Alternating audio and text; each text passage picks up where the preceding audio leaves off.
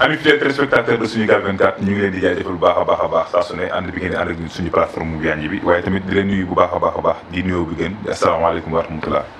salaamaaleykum chers téléspectateurs de Sunugal 24 waaye salaamaaleykum chers internautes de Sunugal 24 yow mi nga xamante ni yaay bàyyi xel suñu émission bi nga xamante ni moom la ñu dëppee sama talent émission bi nga xamante ni saa su nekk rek comme d'habitude ni ñu koy baax waxee rek képp koo xamante ni am nga talent ci li ngay def rek dañ la daal di dalal parce que ni waxtaan ak yow si say jaar-jaar mu doon émission boo xamante ni saa su nekk rek dama ciy dul wéet ndax ki may àndal moo tax muy Sall di doomu Parcelles ji moom rek moom moo féetee sama ndeyjoor dama koy daal di bàyyi mu nuyoog téléspectateur rek bu ko defee mu daal di ñëwaat ci ñeneen ñi fu maa ngi lay bëggee. di jëm moo fay naa la. waaye nga am jàmm. di la jaajëfal bu baax a baax. jërëjëf sama waay. bon début de semaine. bon début de semaine. di la jaajëfal bu baax a baax di nuyu am fidèles téléspectateurs de Sunugal 24 selon que vous soyez en Afrique en Europe en Asie partout à travers le monde ñu ngi leen di nuyu tey.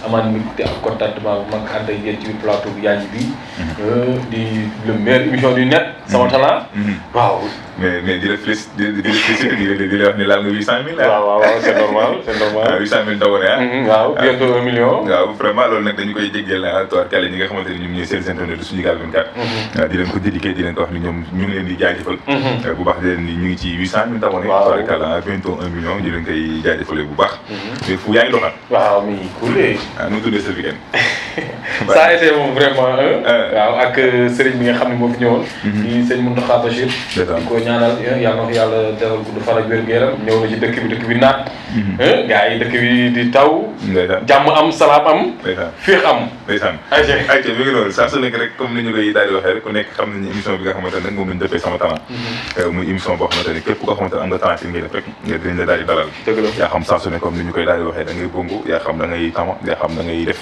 amal talent te gëm sa bopp ñu daal lay dalal si suñu plateau bi Yanji bi parce que ni waxtaan say jaar-jaar waaye nag nekkul ni dañuy wax ngay rëjëki ci ñu rek ñu daal lay dalal faaw ñu si jàppal ci sa talent moo tax nag tey ñu dalal ñaar ñoo xamante dañu am talent nekk ci diwaanu Casamance di ko lëmbee certainement ñuy génne ay clip yoo xamante ne Sénégalais yi ñu ngi koy bëgg surtout nag Casamance yi nga xamante ne ñoom dañ leen a bëgg lool sax toirkal ki si njëkk nag de Big Mo le Géant muy koo xamante ni Sénégalais dañ koy bàyyi xel ki si topp di Itis Kouito dama leen di nuyu bàyyi la ngeen nuyu spectateurs yi Itis Kouito maa ngi lay nuyu maa ngi lay fay bu baax Momo. bàyyi nga am jàmm. maa ngi am jàmm merci beaucoup. nuyu téléspectateurs yi. maa ngi nuyu waa Sénégal yëpp ak auditeurs yi ñuy seetaan. ak waa Casamance surtout voilà. waaw siyaar naa leen. Baye Fall bi ak sama waaju baax yi waaw Mame Zal maa ngi leen di nuyu di nuyu aussi ñëpp ñi nga xamante ne ñu ngi seetaan la chaîne leader muy Sénégal 24. c'est le meilleur mais bàyyi ngeen jàmm. waaw sant yàlla alhamdulilah. noo leen di seen weekend ba neex na. waaw macha allah sant yàlla alhamdulilah mais yéen ñaar dafa mel ni ngeen kii dafa mel ko xaw a triste. non pas du tout. non non wala olof bi moo setul wala lan la. non mais set na. mais lu tax nga mel ko xaw a kii nii wala plateau bi moom moo. non pas du tout mais bu ñu naree waxtaan ak dinaa wax moom. nuyoo bi mooy xaw a. mooy xaw a kii quoi.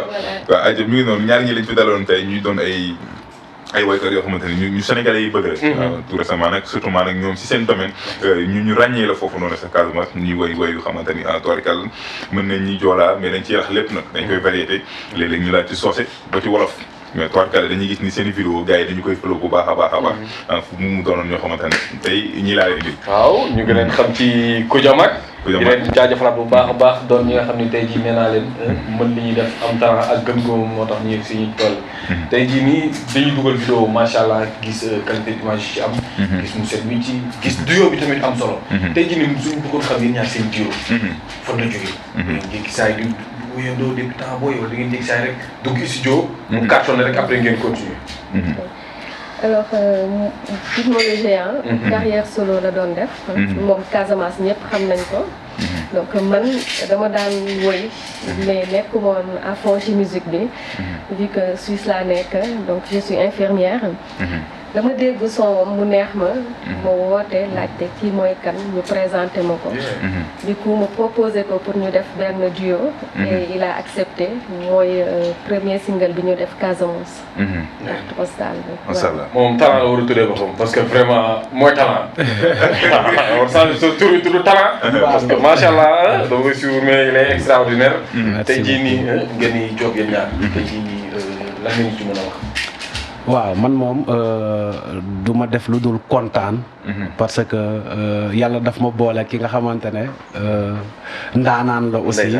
waaw xam nga ñaari ndaanaan yu daje rek. liggéey bi noo def day rafet. waaw comme ni ngeen ko constaté si son bi.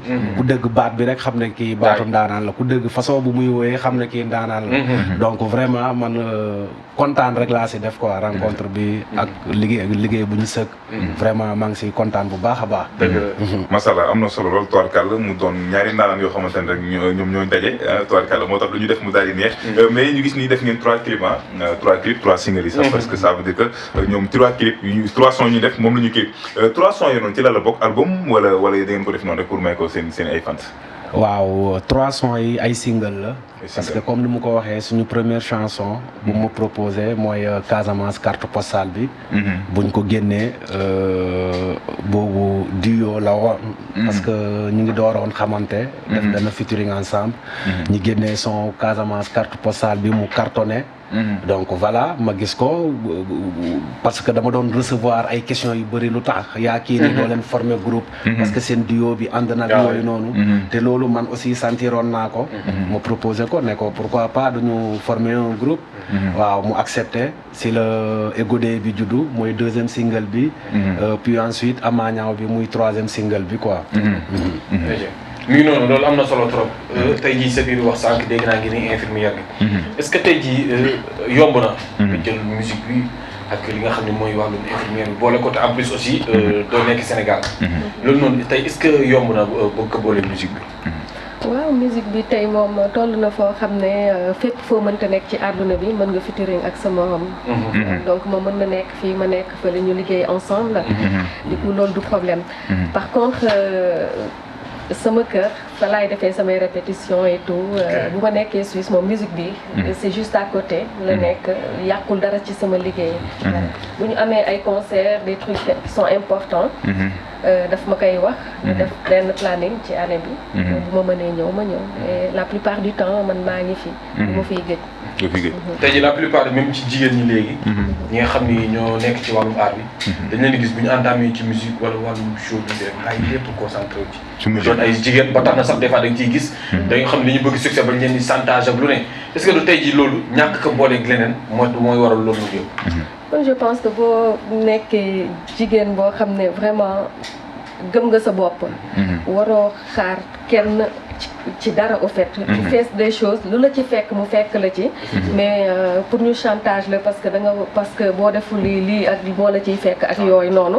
moi je pense que loolu moom nit ñi dañ ko war a bàyyi. déjà ñu koy def. ak ñi ñu koy def aussi ñu bañ koo nangu tout simplement. vraiment mais en tant que avant ñuy dugal ci sa carrière comme pour da nga ni infirmière en tant que infirmière nan nga dundee li nga xamante ne moom mooy suñu infirmière sénégalais yi nga xamante ni temps yi dañu leen di jom ay baaraamu tuuma waaw ça veut dire que ñoom suñu liggéey baaxul nan nga gisee loolu wala ku ci feebar rek yaa ngi njëkk a xalaat ni il faut nga dem France faju yi pourquoi loolu waaw loolu lan la quoi duñu nangoo faju suñu réewum Sénégal yow loolu tey ban message nga ciy lancé. c'est dommage que ça se passe ainsi parce que vraiment soignant première chose bu soignant war a def mooy accueillir tu vois patient waaw accueil bi déjà loolu dafa am importance parce que nit ki bu ñëwee rek c'est parce que dafa am lu ko metti te bu am lu ko metti il faut que mu dem hôpital dëgg la donc bu demee hôpital même boo ko dul faj sax amoo moyen yoo koy fajee mais accueil bi loolu dafay wàññi lu bëri ci patient bi aussi déjà voilà donc ouais il y a des failles mais peut-être que gouvernement bi war na xool ci failles yi matériel yeeg yooyu am na lu bëri lu manqué. man feebaroon naa fi hospitalisé naa à Ziguinchor. donc bi ma eggee déjà accueil biñ ma jox. j'étais choquée. après y a pas de lit après dégg naa da ngay jënd lal bi. après ba dugal la ci benn box boo xam ne lal bi toile la je ne sais pas y a pas de drap y a rien en fait. infirmiers yi li ma leen di ñaan surtout parce que xuloo naa ci hôpital donc infirmier boo xam ne day dem jam ñëpp du ma gisuma ko fenn maa ngi seetlu parce que je suis infirmière donc désinfecté wu loxo yi da ngay ñëw hôpital pour faju nga jëlee fa beneen feebar donc loolu il faut que ñu éviter ko man je veux bien comprendre que peut-être que amuñu matériel yi peut-être que seen salaire demeewul noonu et tout ça mais faj dafa nekk loo xam ne il faut être généreux pour nga mën ko def si t'es pas généreux t'es là pour de l'argent ici au Sénégal tu peux pas le faire Aïcha mi ngi noonu loolu am na solo trop ba tey di leen fàttali que ni yéen a ngi ci biir émission bu mag bi di leen jaajëfalaat bu baax a baax ñu gën leen xam ci Koudiamak yooyu noonu tey jii nii ngeen doon ay doomu Casamançais gars yi di leen flow waa Casamance gars yi may leen doole mais est-ce que tey jii tamit am ngeen rapport ak yeneen artistes yi nga xam ne peut-être ñu ngi fii ci town beeg yooyu noonu est-ce que am ngeen rapport yi nga xam ne yéen a ngi demalante di kër wala da ngeen yemale lépp biir Casamance rek bon yemalewuñu lépp biir Casamance comme ni ko Isis Kouitoyo tey waxoon sànq man dama commencé par sama carrière solo am si sama carrière solo amoon na ay artistes yu nga xamante ne dama sëkkoon ak ñoom jàmm fii nii parce que par exemple boo jëloon waa coalition Ñamu Mbaam waaw jamono yooyu dama doon rap nag quoi avant may dugg si musique culture bi quoi ñooñu am naa link bu nice ak ñoom waa Kër Ji do Kaolack aussi jot naa def ay programme ak ñoom à Ziguinchor donc voilà moom aussi def na benn featuring ak Pape Diouf waaw ñoom moom Pape Diouf waaw si am na link yu baax ak artistes yu bëri fii nii ay ténor yu bëri fii ñoom waali am nañ connexion bi mu ngi daw normal donc voilà quoi ok tey jii yow aussi bu ñu la bëggoon laaj sa rapport ak artistes yi nga xam ne peut-être ñu ngi fii est-ce que des fois yéen a ngi déggante yéen a ngi demalante ak yooyu si man je vais plutôt parler de Pape Diouf parce que c'est quelqu'un d'excellent nit boo xam ne la xol bu rafet la yor au fait il s'inquiète pour les autres lu mu am jox ko nit ñi toog donc maa ngi koy gërëm di ko sant au passage et Père Ouza mi nga xam ne moom moo ma jàngal woy tey bu ma demee ba woy nekk ci man ngi yàlla ak moom la Père Ouza di ko gërëm di ko sant aussi link yaa ngi fii et tout et puis c'est des personnes vraiment intègres aussi macha allah mu doon loo xamante ni saa su nekk rek dañu koy bari di ko dégg en tant que yéen ñi nga xamante ni yéen a dëkk Casamance mu bari moo boo xamante ne dafay sorti boo nee Casamance rek sa fit commencé tëf tëfi sa fit du dal yéen ñi nga xamante yéen artistes yi nan ngeen di dundee loolu boo leen déggee ñu ni Casamance yi rebelle yi xam nga wala boo tàggoo léeg-léeg nga tàggoo ni damay dem Casamance ses parents ni la toogal parce que ñu ngi xalaat oto bi ngay dem gars yi toirkale ñu ngi xalaat lu nekk daal yéen nan ngeen di dundee loolu non mais c'est incroyable quand même c'est choquant c'est dénigrant que ñun en tant que sénégalais ñun ñëpp ñu jël benn région stigmatiser ko voilà génne ko carrément parce que boo nee sax Casamance ñu ci bëri dañuy ne bokkoo Sénégal oui donc je pense que il faut que ça s'arrête parce qu'on est tous des frères et sœurs on est tous des Sénégalais comme ñi dëkk Saint-Louis ñi nekk xaw ma fan ak fan ñun ñëpp benn la ñu Casamance y a un problème mais ce problème-là est dû à quoi Casamance lu bëri Casamance lay jógee on est d'accord lu bëri ay baat ak yooyu ñuy romb ci mbedd mi et tout mango yeeg yooyu lu bëri fa lay jógee donc ñun Casamance fa la jàppare am de non mais attends fa la jàppare yi am mais Dakar la fi am est-ce que am na Casamance nga fekk nit muy liggéeyam nga jël paaka rendi ko jamaata yi fi am yépp sàcc yi fi am sànq bi may wàcc sama kër ay sàcc lañu laa romb ñu leen di dàq ñu ñuy jàpp di leen dóor ci mbedd mi wala di leen bëgg a lakk et tout ça loolu amul Casamance je suis désolée Casamance li fa am mooy li ñuy naan nit ñi naan rébellion bi fa nekk mais nit boo bëggee am libre nga mën a dund normalement loolu est-ce que ça veut dire que tu es rebelle t'es pas rebelle ñun dañuy xeex pour gouvernement bi defal ñu li nga xam ne moom la jeunesse bi mën a toogee foofu liggéey parce que lu bëri Casamance lay jóge ñëw nord ba voyez donc est-ce qu'on n'a pas le droit de dire on veut ça on veut des infrastructures yoo xam ne nit ñi dañuy toog on veut des usines on veut ci on veut ça on a le droit absolument dañu bëgg loolu bëgguñu leneen bëgguñu xeex on veut la paix bëgguñu xeex gi mais na gouvernement bi yemale lépp ñun dafa am lu bëri luy jóge Casamance loolu ñun on ne profite pas de ça c'est pas nous qui profitons de tout ça donc on veut juste en profiter nañu gouvernement bi tegal ay usines nañu tegal loo xam ne jeunesse bi soxlawul ñuy ñëw ay Dakar ay Nord pour liggéey. c'est tout. Mais ça veut dire être rebelle ça. vouloir vivre normalement. Vraiment. Non, on est tous des Sénégalais. Moi je refuse qu'on nous dise yéen waa Casamance guerre ngeen xam wala ñu ne la Joola nga rebelle nga wala lii. Y a pas que des Joola en Casamance. Séeréer yaa nga fa. Njaago yaa nga fa. yow lan nga Joola man Joola laa. man de maa foog Russie nga sax.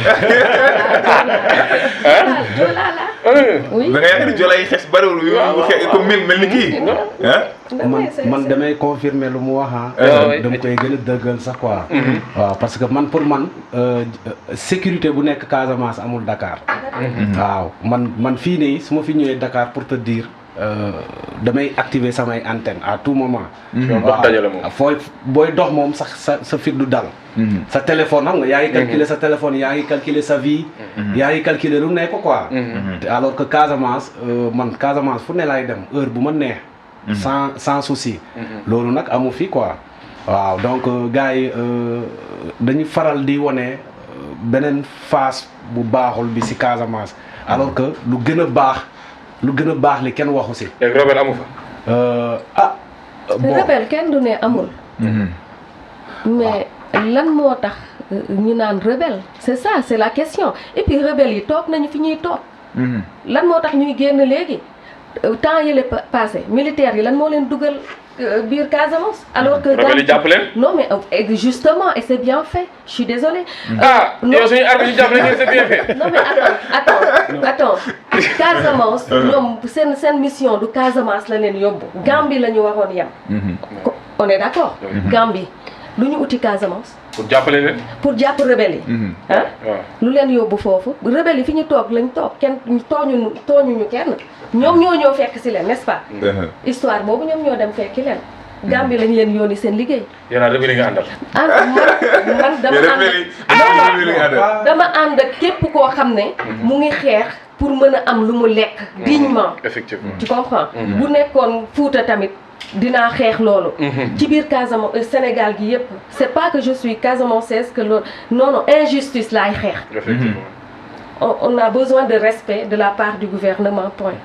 et rien d'autre. vraiment am na solo tubaarkàlla saa su nekk rek ñu leen di wax ni l'émission Sama Talent la ku nekk am nga droit wax li nga santé. waaye ku nekk am nga droit wax li nga xamante ni moom mooy moo nekk sa xol. mais dañuy ñëwaat ci li nga xamante ne moom mooy musique bi ñëwaat ci li nga xamante ne moom mooy carrière bi. mais depuis boobu est-ce que ñu ngi leen di gis ngeen di tëgg ci lu ci mel ni jéem a laaj lu ci mel ni ay Sorano tëgg ay boîte est-ce que yéen ñii loolu yéen a koy pare wala yéen a koy def. waaw comme ni ñu ko waxee woon sànq rek. ku jamat da di benn groupe buy door a juddu yàggul.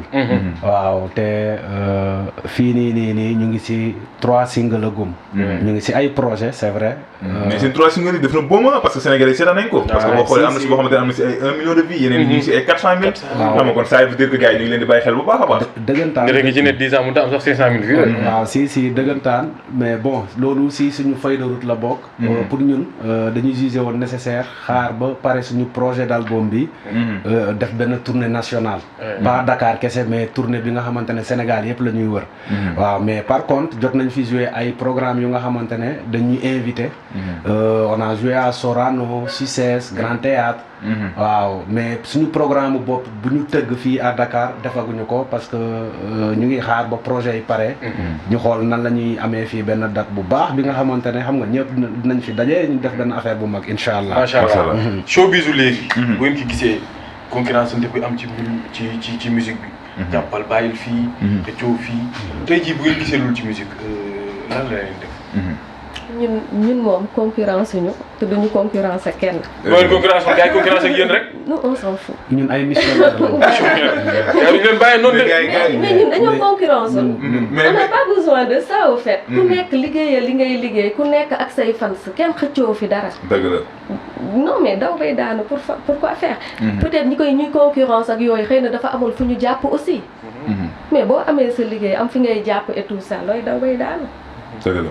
daal concurrence oo kenn. non mais man j'ai jamais fait ça et je ne le ferai jamais. ku bëgg a concurrence ak man nag na concurrence. mais gars yi dinañ concurrence yéen en tant que. mais concurrence sax dafa baax. si génn mais na nekk concurrence bu loyale. effectivement tu vois na seen quoi na bañ a dégueulasse au fait. voilà. da ngeen di jég saa gis Casamance ñaar yu góor jigéen ki ne ñu dund Kajamak yi ñeneen comme Kajamak ñeneen sànq rek maa la ko fi wax ñun avant tout ñun mission moo ñu tax a jóg parce que tey bëgg nañ wone li nga xamante ne lu nit ñi xamul ci Casamance tey kii di Casamance rek teg ci diversité culturelle bu amul fenn donc ñun bëgg nañ wone loolu pour ñun mission la quoi du concurrence comme ni mu ko waxee mais dañu am benn mission bi nga xamante ne pour valoriser culture casamançaise bi en général mais bu joolaa bi en particulier macha allah vraiment am na solo loolu parce que tout récemment dañu xool seen i clip dañuy gis ne dañ ciy jàllale ay messages yu am solo dañ ciy wax ay wax yoo xamante ne toirkal ku ko déglu rek da nga xam ni ñii dañu nekk di woy wala tamit dañuy nekk di doon loo xamante ni ça veut dire li ñuy wax lu déggable la quoi si Europe li gars yi waaw parce que dañuy wax ay wax yoo xamante da ngay xam ni lii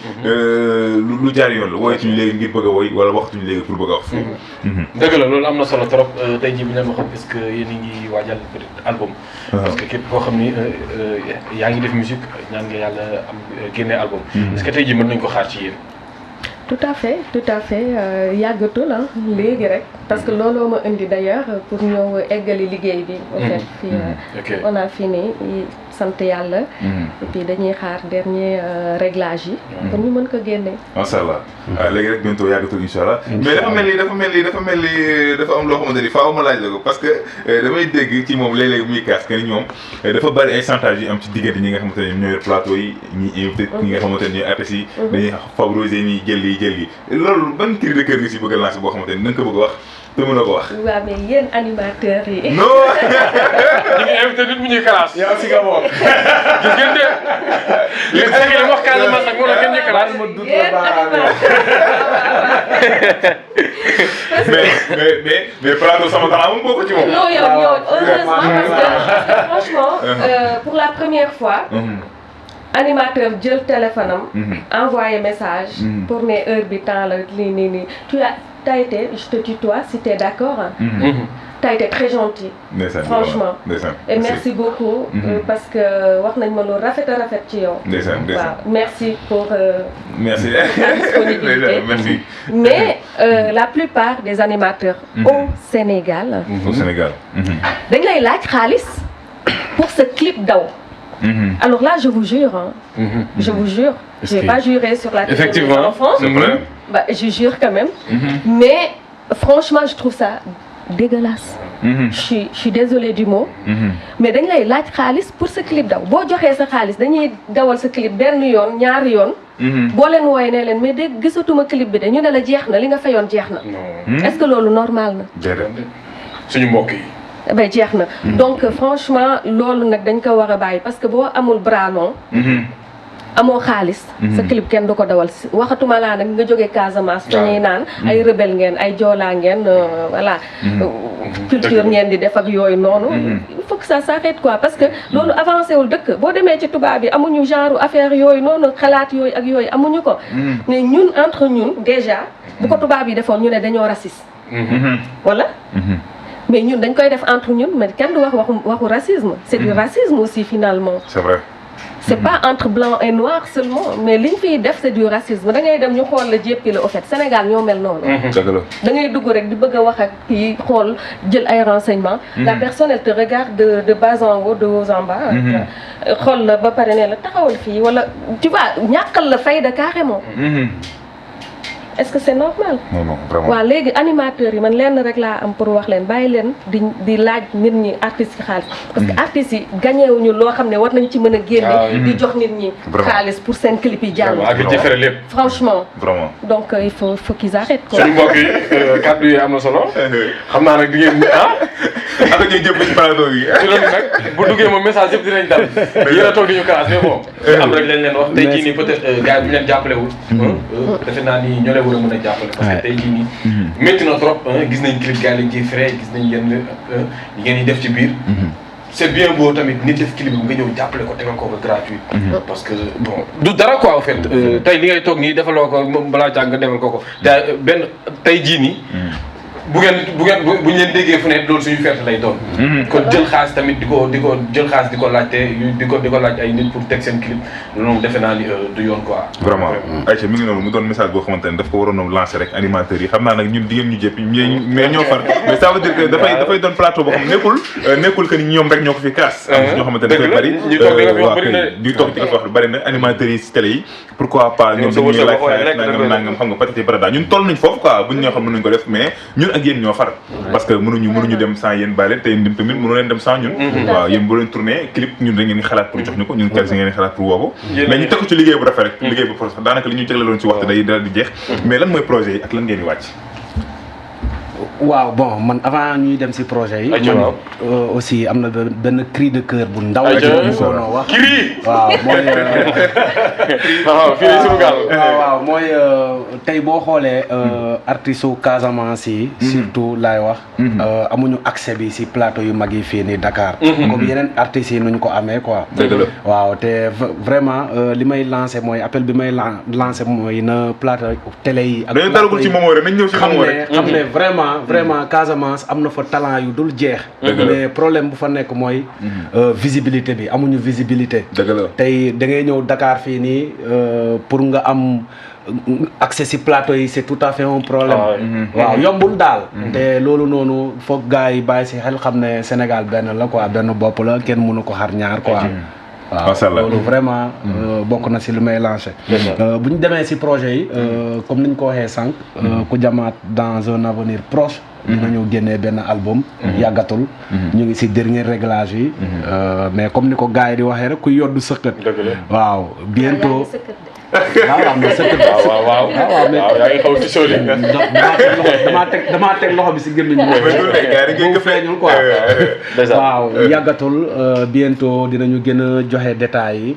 waaw mais projet yi moom ñu ngi fii macha allah waaw te aussi ku jamaat mu ngi samp benn studio à Ziguinchor waaw bi nga xamante ne vraiment studio boobu c'est pour jàppale jeunes talents yi waaw ku nga xamante ne loxo bi jotul voilà quoi musique lu métti la tey boo amul soutien boobu noonu waaw donc voilà quoi effectivement vraiment Aïcha sa mot de la fin mën nga ko joxe waale mais tamit dégg naa moom dafay dox ci li nga xamante ni moom mooy social vraiment dégg naa dafay dox ci li nga xamante ni mooy social loolu tamit dafay doon yoon boo xamante ni yoon bu la gars yi di félicité vraiment ñu siy kontaan bu baax a baax ndax jamono ji boo dee dox social def te yàlla tax dafa amatul dafa bareetul bokk léeg-léeg dafay bari si ñoo xamante ne balaa ñuy def faaw ñu taal caméra yi wala faaw ñu taal téléphone yi mais ñu ngi lay kontaanee bu baax vraiment lan ngay joxe sa mot de la fin. Merci à vous. Merci. Ci invitation bi et on vous remercie et on vous félicite de pas être comme les autres et continuer voilà et merci aux téléspectateurs et si jamais il y a eu des mots rudes kii bu toogoon ci plateau bi kii moom bu doon moom mooy bu doon kii mooy firi moom bu doon kii mooy animateur suba lay wër ay dër en tout cas, s'il y a eu des mots qui ont été rudes et qui ont choqué, on s'en excuse, je m'en excuse surtout. Voilà, merci beaucoup et belle journée à vous tous. Merci, kontaan nañ la bu baax. Aïcha ñu ngi lay jaajëfal bu baax a baax di leen kontaanee bu baax waaye fu yow tamit mu ngi joxe sa mot de la fin. Bu fekkee da nga am mot de la fin boo ci sant rek nga daal koy joxe. waaw vraiment di leen remercier si opportunité bu ngeen ñu may nii. di leen jaajëfal bu baax a baax si seen liggéey parce que rafet na lii nii day wane professionnalisme bi ngeen am.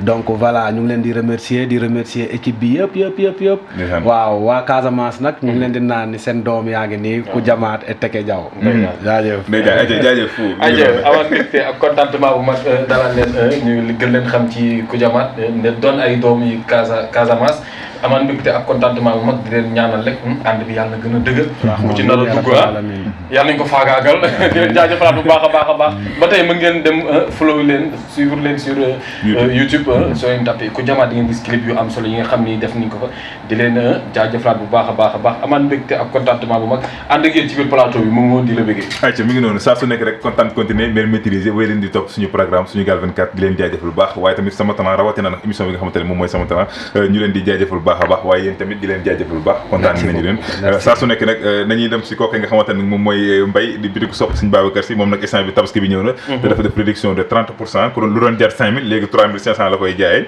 bitigu sopp Seydi Hadji Malick nekk foofu ca Tivaouane numéro nag ko bëgg am da ngay def 77 366 94 87 wala nga def 78 504 91 91 nekkee foofu ca Tivaouane ka fa nekk nag di Pa Moussa ak Mbaye waaye nag ki nga xamante ne moom mooy Dóor waar nekkoon ci xarala gi ñu koy jaajëfal bu baax a baax a baax di leen jox nag dig dajande san ba beneen yoon ak yeneen i invité fii émission Sama Temps jaa ngeen jëf